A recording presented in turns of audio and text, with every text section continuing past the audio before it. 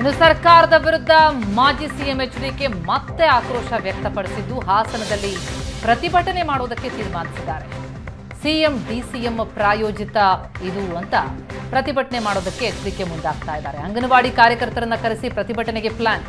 ಸರ್ಕಾರದ ಪ್ರಾಯೋಜಕತ್ವದಲ್ಲಿ ಪ್ರತಿಭಟನೆ ಮಾಡ್ತೀರಿ, ನಿಮಗಾಗಲ್ವಾ, ನಾನೇ ಸಂಘಟನೆಗಳನ್ನ ಕರೆಸ್ತೇನೆ ಅಂತಿದ್ದಾರೆ ಎಚ್ಡಿಕೆ. ಸರ್ಕಾರದ ವಿರುದ್ಧ ಎಚ್ಡಿಕೆ ತೀವ್ರ ಆಕ್ರೋಶವನ್ನು ವ್ಯಕ್ತಪಡಿಸಿದ್ದಾರೆ. ಹಾಸನದಲ್ಲಿ ಸಿಎಂ ಡಿಸಿಎಂ ಪ್ರಾಯೋಜಿತ ಪ್ರತಿಭಟನೆ ಮಾಡೋದಕ್ಕೆ ತೀರ್ಮಾನ ಆಗಿದೆ. ಸರ್ಕಾರದ ಪ್ರಾಯೋಜಕತ್ವದಲ್ಲಿ ಪ್ರತಿಭಟನೆ ಮಾಡ್ತೀರಿ, ನಿಮಗಾಗಲ್ವಾ, ನಾನೇ ಸಂಘಟನೆಗಳನ್ನು ಕರೆಸ್ತೀನಿ ಅಂತ ತಿರುಗೇಟು ಕೊಟ್ಟಿದ್ದಾರೆ ಎಚ್ಡಿಕೆ. ಹಾಸನದ ಪ್ರಕರಣ ಏನಿದೆ ಅಲ್ಲಿ ಕೆಲವು ಸಂಘ ಸಂಸ್ಥೆಗಳ ಹೆಸರಿನಲ್ಲಿ ಅದು ಸ್ಪಾನ್ಸರ್ಡ್ ಬೈ ಡಿ.ಕೆ. ಶಿವಕುಮಾರೋ ಇಲ್ಲ ಸಿದ್ದರಾಮಯ್ಯನವರೋ ಗೊತ್ತಿಲ್ಲ ನನಗೆ. ಸರ್ಕಾರದ ಸ್ಪಾನ್ಸರ್ನಲ್ಲೇ ನಡೀತಾ ಇರತಕ್ಕಂಥದ್ದು. ಏನೋ 30ನೇ ತಾರೀಕು ಅಲ್ಲೇನೋ ಪ್ರತಿಭಟನೆ ಮಾಡ್ತಾರಂತೆ.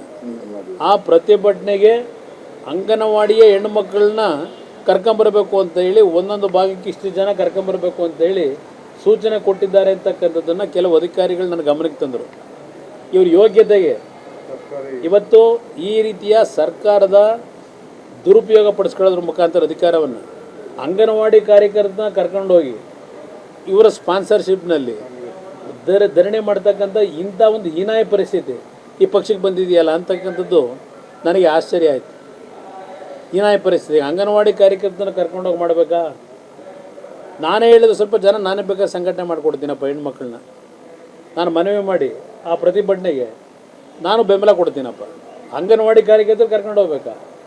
ಇಲ್ಲಿ ಈ ರೀತಿಯ ನಿಮ್ಮ ರಾಜಕಾರಣ ಏನಿದೆ, ನಾನು ನೆನ್ನೆಯೂ ಸಹ ಹೇಳಿದೆ, ಮೊನ್ನೆನೂ ಹೇಳಿದ್ದೇನೆ, ಸ್ಪಷ್ಟವಾಗಿದೆ. ಹಾಸನದ ಪ್ರಕರಣ ಏನಿದೆ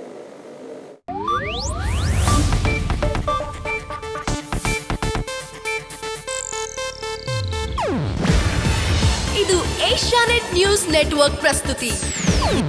ನೀವು ನೋಡ್ತಿದ್ದೀರಾ ಏಷ್ಯಾನೆಟ್ ಸುವರ್ಣ ನ್ಯೂಸ್.